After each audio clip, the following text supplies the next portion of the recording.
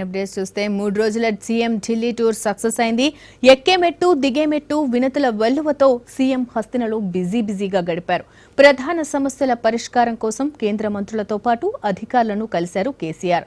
High court విభజనతో పాటు current సమస్యను కూడా కేంద్రం ముందు ఉంచారు కేసీఆర్.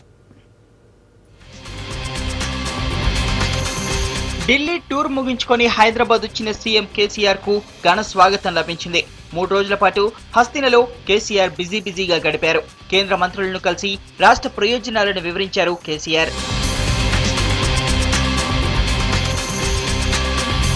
ఢిల్లీకి వెళ్లిన దగ్గర నుంచి కేసీఆర్ వెరీ ప్లాన్డ్ గా వ్యవహరించారు.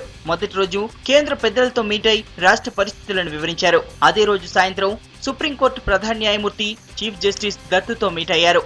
45 నిమిషాల పాటు సాగిన మీటింగ్ లో హైకోర్టు విభజనపై చర్చించినట్టు సమాచారం.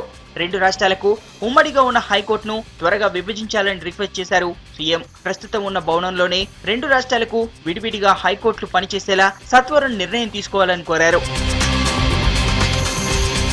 ఇక రెండో రోజు కేంద్ర ఆర్థిక రక్షణ మంత్రితో ప్రత్యేకంగా సమావేశమయ్యారు సీఎం. జైట్లీ ఆరోగ్య పరిస్థితిని అడిగి తెలుసుకున్నారు. ఆ తర్వాత ఒక్కొక్క అంశాన్ని వివరించారు.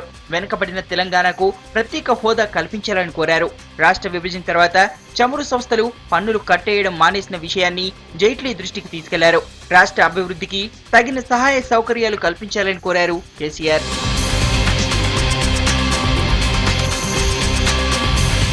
మరోవైపు రాష్ట్రంలో నెలకొన్న కరెంటు కోతలపై సీరియస్ గా కాన్సంట్రేట్ చేశారు కేసీఆర్. ఎన్టీపీసీ సీఎండీతో ప్రత్యేకంగా భేటీ అయ్యారు. విద్యుత్ కొరతను దృష్టిలో పెట్టుకుని రామగుండం థర్మల్ పవర్ స్టేషన్ ను త్వరగా పూర్తి చేయాలని కోరారు. దీనిపై సానుకూలంగా రియాక్ట్ అయిన ఎన్టీపీసీ వెంటనే 250 మెగావాట్ల విద్యుత్ ఇచ్చేందుకు ఓకే చెప్పింది. అటు నవంబర్ లో మరో 1600 మెగావాట్ల విద్యుత్ ఉత్పత్తి ప్లాంట్ కు శంకుస్థాపన చేస్తామని ప్రకటించారు.